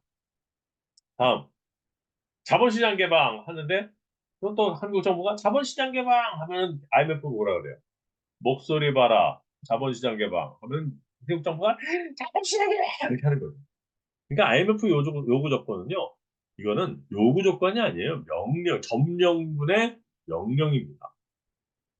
그러면서 금리를 12.5%도 무지하게 높은 거거든요, 여러분. 지금 우리나라의 금리는 우리나라 보통 기준금리가 얼마 정도 되는지 모르겠는데 지금 우리나라 기준금리 어느 정도 제가 정확한 숫자를 모르겠는데 일단 우리나라의 보통 기본 금리가 10%를 넘어갔다는 건요. 무지하게 높은 거예요. 근데 10%만 높아도 높은 금리인데 세상에 금리를 12.5%가 아니라 25%로 금리를 높입니다. 여러분, 제가 그 돈에 날개 달렸던 그 그림 기억나죠? 날개 달린 돈, 날개 달리는 돈. 거기서 여러분, 국가가 부도가 났어요, 지금. IMF 때. IMF 때 국가가 부도가 났다는 건 어디에 돈이 없다는 거예요? 응? 어디에 돈이 없는 거예요? 국가가 부도 났다는 건 국가가 돈이 없다는 얘기죠. 그죠? 즉, 국고, 국고에 돈이 없다는 얘기죠. 국고에 돈이 없어서 망하는 거예요. 그러면 국고에 돈이 없어. 그 다음에 은행에도 돈이 없어. 즉 한마디로 돈들이 세장에 없다는 거예요. 그러면 돈들을 세장에 집어넣으려면 맨 먼저 뭐 하면 된다 그랬죠? 금리를 인상하면 된다 그랬죠. 그죠? 그래서 금리 인상하는 거예요. 이렇게 25%로. 근데 여러분 25%라는 이자가 얼마나 높은 이자냐면요. 예를 들어서 그럴 리는 없겠지만 우리 손영준 학생이 깡패들이 하는 사채 말고 사채 중에서 깡패들이 하는 그런 이상한 불법적 사채 말고 합법적인 사채에서 선영준 학생이 예를 들어서 사채 빚을 얻었다고 가정을 해보세요. 그럼 이자가 높겠죠? 이자가 아마 사채에서 빌리면 이자가 꽤 높을 거예요. 근데 그거를 못 갚았어. 예를 들어 사채 빚을 냈는데 사채 빚을 못 갚아서 그 빚이 사채 빚이 연체가 됐어. 그러면은 사채 업자들은요. 불법적이면 이제 너 콩판 내놔라 막 이렇게 하겠지. 밤길 조심해야 해야 되는데 그거는 불법이고 합법적인 것은 어떻게 하냐면요. 최고 이자율을 적용시킵니다. 그래서 우리나라에서 허용하는 현재 대한민국에서 법정 최고 이자율이 얼마인지 아는 사람. 현재 대한민국 법정 최고 이자율. 법정 최고 이자율이란 건 한 사람이 사채에서 돈 빌렸다가 못 갚았을 때 적용되는 최고의 연체 이자율. 그게 우리나라 법정 최고 이자율이 현재 24%. 법정 최고율, 지금, 법정 최고, 이자율이 24%인데, IMF 때는 어땠다고요? 현재 법정 최고 이자율, 즉, 사채에서 돈 빌렸는데 못 갚아서 연체됐을 때 되는 이자율보다도 1%포인트가 높은 25%가 기본금리가 됐다는 거예요. 그 이자 부담이 어마어마하죠? 어? 이율이 들어가는 이자보다 어마어마할 거 아니야. 그럼 이자 부담이 높으니까 어떻게 하겠어요? 뭔가 은행으로부터 대출받은 기업들은 어떻게 하겠어? 이자 부담이 너무 크니까. 무슨 수를 써서라도 회사에 있는 공장을 하나 처분하는 한이 있어도 또는 주식을 파는 한이 있어도 빨리 빚을 갚아야 되겠다 생각을 하겠죠. 그죠?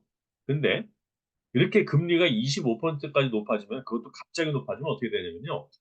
부실한 기업이 망하는 건 당연한데 건강한 기업도 망해요. 왜 건강한 기업도 망하냐면요. 모든 회사는 자금 담당 직원이 있습니다. 큰 회사는 자금 담당 전무이사도 있죠. 그래서 자금 담당 이사 같은 사람이 있어요. 이 자금 담당하는 사람들은 뭐냐면요. 이 뭘 관리하는 거냐면 캐시플로우라는 것을 관리해요. 즉, 우리 회사에 돈이 언제 얼마의 돈이 들어가고 언제 얼마의 돈이 나가고 이거를 갖다 관리하는 거죠. 이 캐시플로우 관리의 가장 궁극적인 목적이 뭐겠어요? 빵꾸 나지 않는 거야. 빵꾸 나지 않는. 예를 들어서 우리 회사가 6월 30일까지 A라는 회사에 10억을 갚아야 돼. 어? A라는 회사에 10억을 갚아야 돼. 근데 현재 우리 회사가 갖고 있는 현금이 7억밖에 없는 거예요. 근데 조사해 보니까 우리 회사가 B라는 회사에서 6월 25일 날 받을 돈이 4억이 있어. 그럼 현재 7억이 있는 데다가 25일 날 4억 들어오면 11억이 되면 5일 후에 30일 날 10억을 갚을 수가 있죠. 그럼 1억이 남죠? 1억이 남아서 간당간당 할 때 또 다음 달 7월 5일이 되면 우리 회사가 매출액이 들어오는 날이라서 그때 매출액이 또 7억이 들어오면 다시 8억이 되고 해서 이렇게 어떤 그 회사 내에 자금이 빵꾸 나지 않게 관리하는 게 그 캐시플로우 관리입니다. 근데 이 캐시플로우 관리에는 뭐가 있겠어요? 어떤 회사의 대출금의 이자도 캐시플로우로 관리가 되겠죠.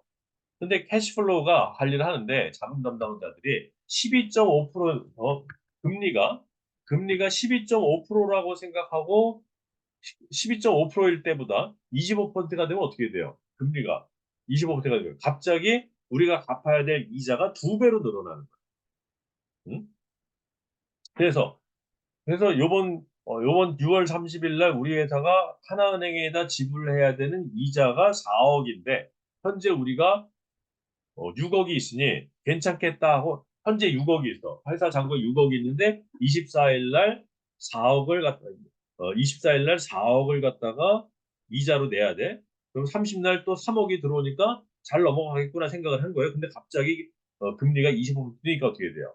이자가 4억이 아니라 8억이 돼버리죠. 그죠? 이자가 8억이 돼버려. 근데 내가 갖고 있는 건 6억밖에 없어. 그 이자를 못 내죠. 그죠? 개인이 이자를 못 내면 독촉으로 끝나지 뭐. 못 내지만 기업이 이렇게 뭔가 그 지급해야 되는 돈을 지급하지 못하면 어떤 일이 벌어지냐. 그걸 뭐라 그래? 부도 났다라고 얘기합니다. 그래서 금리가 이렇게 갑자기 높아지다 보니까 어떤 일이 벌어지냐면요. 부실기업 퇴출하는 것만 목표인데 부실기업만 퇴출당하는 게 아니라 아주 우량 기업들까지도 우량 기업들도 캐시플로우에 문제가 생겨서 망하는 일이 벌어져요. 그 다음에 정부가 긴축조정 정책, 그러니까 IMF가 그때 이제 김대중 정부 시절이니까, 김대중 정부, 당신네 거지잖아. 그러니까 너희들은 돈 쓰지 마. 알았어? 대한민국 정부는 지금 돈 못 쓴다. 알겠지? 그래서 정부가 지출하지 못합니다. 세 번째가 자본시장을 개방해요. 그 전까지는요, 우리나라가 자본시장을 개방하지 않았기 때문에 외국의 그 거대 자본들이 한국에 함부로 들어올 수가 없었어요. 하지만 IMF 때 자본시장을 개방하게 되면서 외국의 자본들이 무분별하게 들어오기 시작하면서 특히 외국의 건전한 자본만 들어온 게 아니라 아주 그냥 그 투기성 자본들도 들어오고 이렇게 되는 거예요. 야쿠자 자금 같은 것도 들어올 수 있게 되는 거죠. 그러면 그러면 이제 외국 사람들이 국내 금융기관을 M&A를 할 수도 있고요. 외국인이 증권사 설립도 할 수 있게 되고, 기업의 금융 및 기업의 지배구조도 바뀌게 되고, 노동시장도 유연화돼요. 노동시장 유연화해야 된다는 얘기는 직원들을 수출을 다 자른다는 얘기입니다. 그리고 이런 걸 통해 갖고 외국인들의 대한민국 회사들의 주식 투자 비율이 26%에서 55%로 하루아침에 증가합니다. 그럼 어떻게 돼요? 한국 기업들이 전부 다 외국인 소유가 된다는 얘기죠, 거의 다.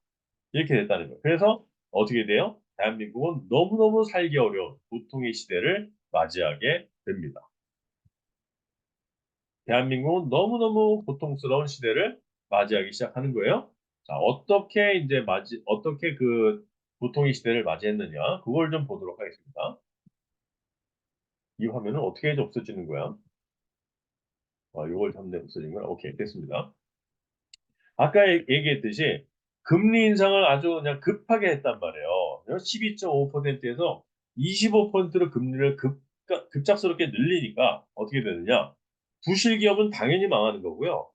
흑자를 내고 있던 우량 기업들도 캐시플로우에 문제가 생겨서 갑자기 망해버리는 거예요.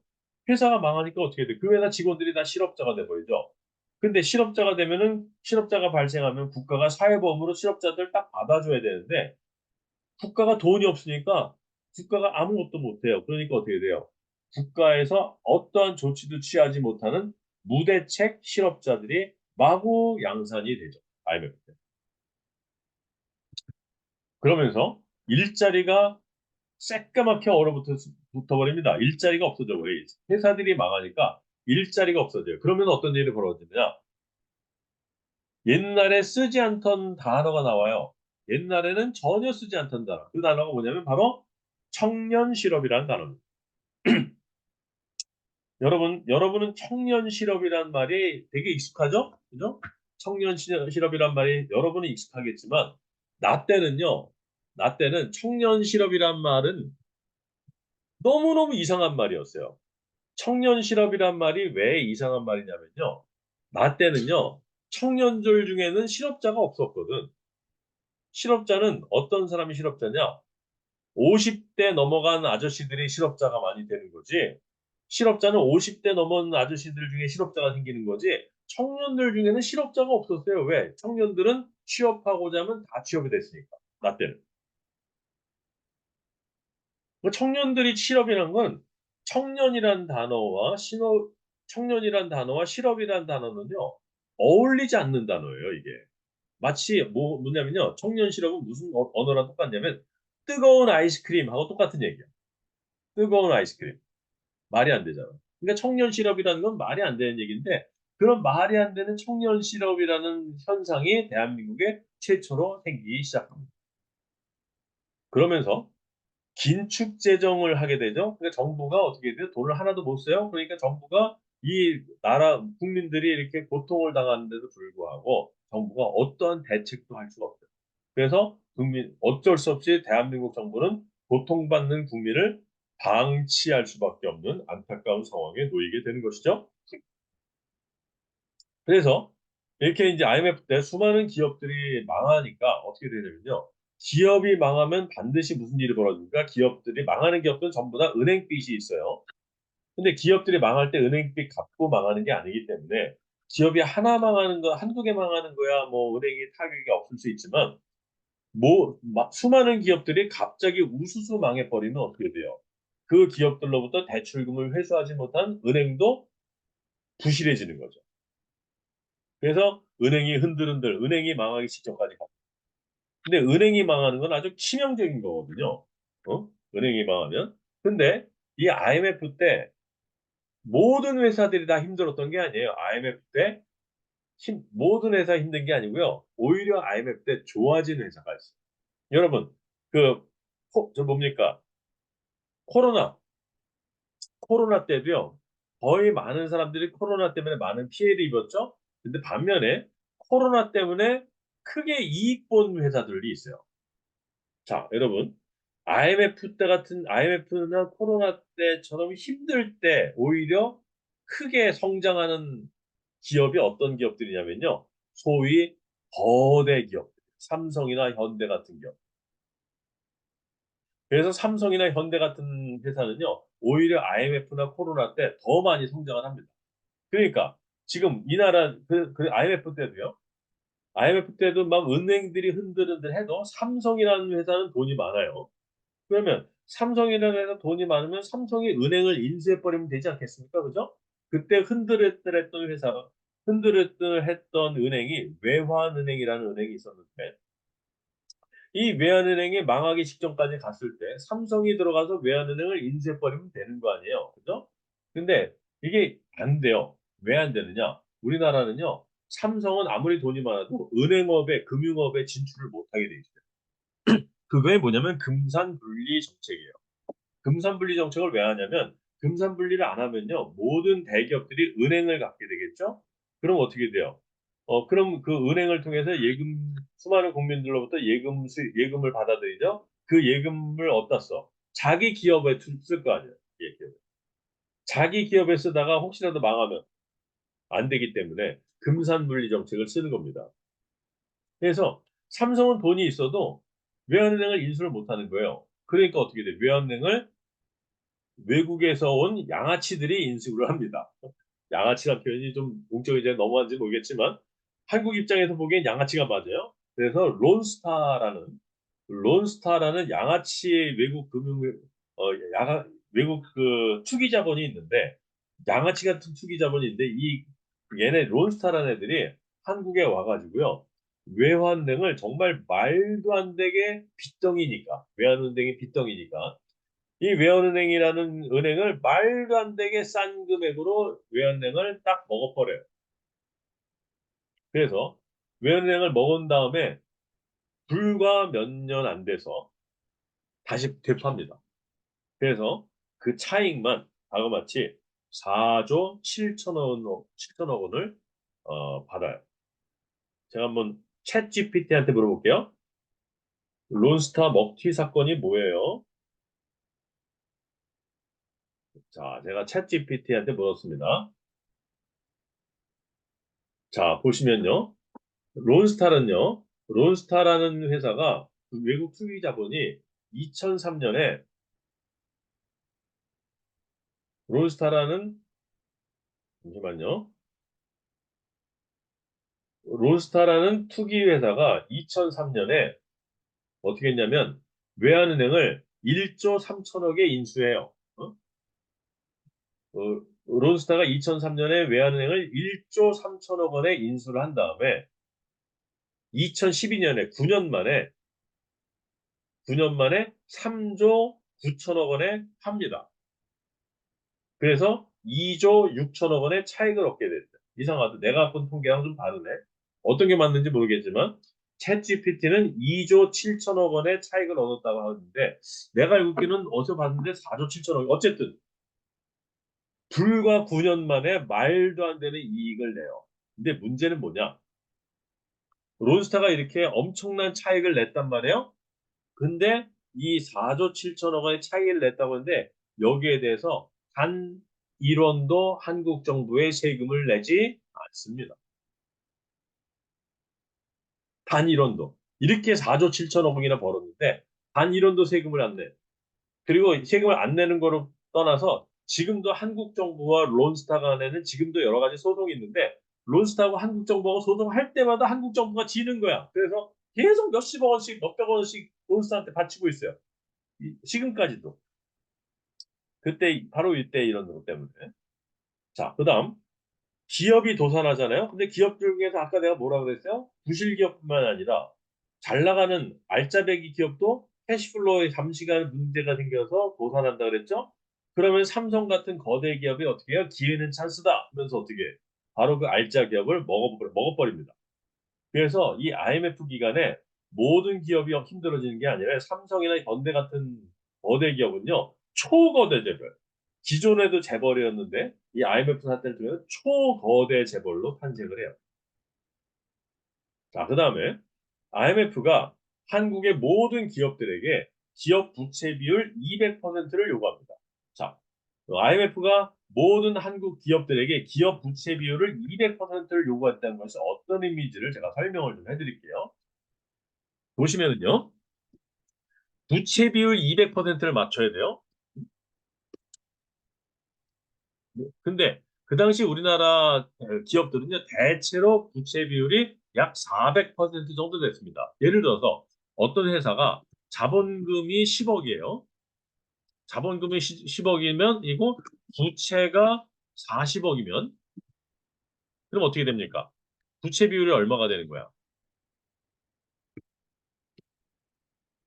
부채 비율이 400%가 되는 거죠? 그죠?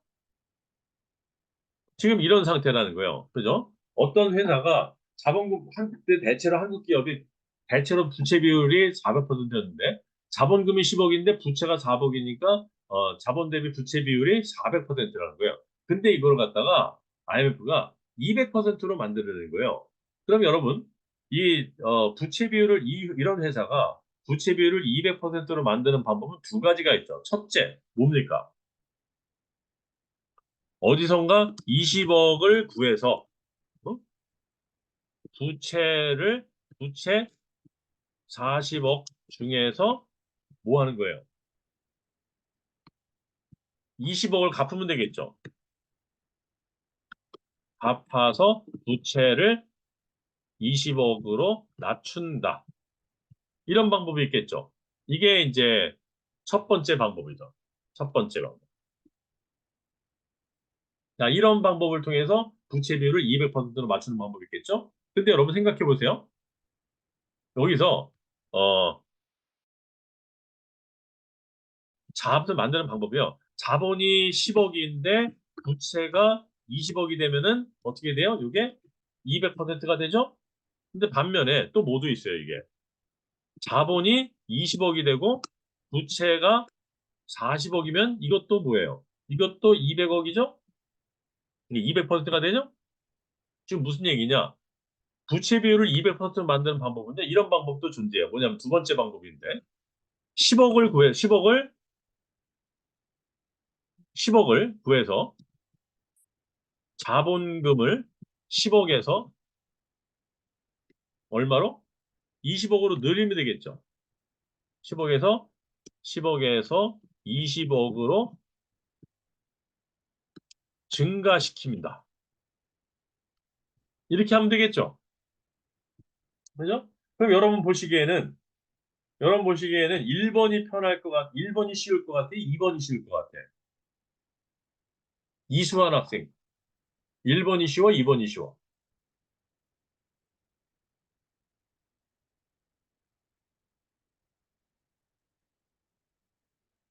대답 없는 이수환 씨요. 이현진 학생 카메라를 꺼놨네? 이현진 학생 살아있어요? 네. 살아있어. 어떻게, 지금 내가 스크린샷 하면은 빵점 나오겠는데, 어떡하지? 카메라가 갑자기 안 켜. 어떻게든 노력 좀 해보세요. 자, 네. 어쨌든. 그러면 이현진 학생, 1번이 네. 쉽겠어? 2번이 쉽겠어? 음, 부채 비율 200%를 맞출 때 1번이 쉽겠어? 2번이 쉽겠어? 2번이 쉬울 것 같습니다. 2번이 훨씬 쉽죠. 2번은 10억만 있으면 되니까. 그죠? 네. 근데 사실은 더 엄밀하게 말하면요. 그래서 1번은 부채를 갚는 거고요. 2번은 자본금을 늘리는 거죠. 근데 자본금을 늘릴 때는요. 이렇게 10억을 구해갖고 넣지 않아도 어떤 그 유상증자라는 게 있어요. 유상증자라는 걸 하면은 자본금이 더 늘어납니다. 그래서 기업의 부채 비율을 200%를 요구해요. IMF가. 기업의 부채 비율을 200%를 요구하니까 기업들이 전부 다 어떻게 해요? 도저히 기업들이 부채를 갚기 어려우니까 쉬운 방법을 택하죠. 그래서 유상증자를 합니다. 즉 주식을 더 많이 발행을 하는 거죠. 즉 어떤 회사가 100만 주였는데 회사가 변하지 않았는데 갑자기 100만 주였던 회사가 주식을 200만 주로 만들어 버리면 주식의 가치가 떨어질 수밖에 없죠. 그러니까 기업들이 한꺼번에 유상증자라니까 주가가 폭락을 해요. 주가가 떨어지면 어떻게 돼요, 여러분? 주가가 떨어지면 기회는 찬스다 하면서 외국 투기자본들이 와, 한국 주가 완전히 그냥 완전히 이게 너무 싼데 지금 바로 인수할 기회다 해서 외국 투기자본들이 우리나라 폭락한 한국의 기업들의 주식을 매입을 하죠. 자, 여러분, 어떤 사람이 어떤 회사의 주식을 산다는 건 두 가지 의미가 있을 수 있습니다. 첫 번째는 뭐예요? 첫 번째는 내가 만약에 A라는 회사에 주식을 샀다라는 얘기는 A라는 회사의 장래성을 보고 내가 A라는 회사에 장기적으로 A라는 회사를 통해서 뭔가 그 A라는 회사가 잘 되는 걸 통해서 내가 뭐 이익을 실현하겠다. 이게 보통 1번이고요. 두 번째는 뭐예요? A라는 회사가 어떻게 되건 말건 난 관심 없고 A라는 회사 주식이 낮으니까 빨리 샀다가 A라는 회사 주식 오르면 바로 팔아야지 이런 어떤 단기 차익을 노리는 두 번째가 있어요. 근데 이때 IMF 때 한국의 주가 폭락을 보면서 외국 투기자분들은 한국의 기업의 주식을 매입했을 때는 장기적인 안목의 투자라고 봐야 됩니까? 단기 차익을 노린 투자라고 봐야 됩니다. 단기 차익을 노린 거라고 봐야 됩니다. 이거는 단기 차익을 노린 거죠. 그죠? 단기 차익을 노린 거죠. 그러니까 어쨌든 외국 투기자본들이 주식 매입을 하니까 어떤 일이 벌어져요? 외국 투기자본들의 주식 보유율이 증가해요. 그죠? 그러다 보니까 어떤 회사가 한국 사람이 대주주였는데 어느 날 자고 일어났더니 듣도 보도 못한 외국인이 대주주가 되어 있는 거예요. 근데 그 듣도 보도 못한 그 외국인은 그 기업에 별로 관심도 없어. 뭐 때문에 샀어요? 주가 올라가서 주식 팔아 돈 벌려고 산 거거든요. 그럼 이 대주주가 기업 경영에 관심이 있겠어요? 기업 경영에 관심이 없죠. 뭐만 원해? 그러면 이런 외국인 주주들은 뭐만 원해? 자기 주식, 자기 주가 올라가는 거밖에 관심이 없죠. 그죠? 그래서 그렇게 해서 이제 그런 걸 우리가 주주 자본주의라고 하는데, 이런 사람은 단기적으로 주가 올라가는 것밖에 관심이 없어요. 그러니까 이 코쟁이가 전화를 해요. 한국 사장한테. 어이, 박 사장, 미스터 팍. 나 저기 새로 대주주 된 사람인데, 나 주가 좀 올려주세요. 주가 올려야 당신 계속 사장 할 수 있어요. 그렇게 얘기하면 이 박 사장이 어떻게 해? 네, 알겠습니다 하고. 어떻게 됐든 박 사장이 IMF 시대에 자기가 잘리지 않고 직장 생활을 계속하려면 주주들의 압박을 들어주는 수밖에 없죠. 그래서 주주들의 압박을 들어줘요. 그래서 단기적으로 어떤 주가 압박을 주가 압박을 하니까 어떻게 해요? 단기적으로 주식을 올리는 방법 매출을 늘리는 수밖에 없거든요. 매출을 늘리는 가장 좋은 방법 수출을 해야 돼요. 수출을 하려면 환율이 높아져야 돼요. 그래서 환율이 급격하게 올라갑니다. IMF. 근데 환율이 올라가면 수출을 잘 되지면 어떻게 돼? 수입 가격이 상승하잖아. 수입 가격이 상승하면 어떻게 돼? 물가가 올라가죠. 물가가 올라가면 어떻게 돼요? 소비자들이 개고생하게 되죠. 결국 뭐예요? 결국 이 과정을 통해서 외국인 주주들을 벼락부자 만들어 주고자 한국인들만 개고생하는 일이 IMF 때 벌어지는 것이죠. 이게 바로 IMF 때 벌어졌던 참극입니다, 이게. 그래서 어 그래서 이 투기 자본 단기 요거는 이제 하려고 했더니 우리가 끝낼 시간이 다 지나 버렸죠? 그래서 오늘 수업 여기까지 하도록 하겠습니다.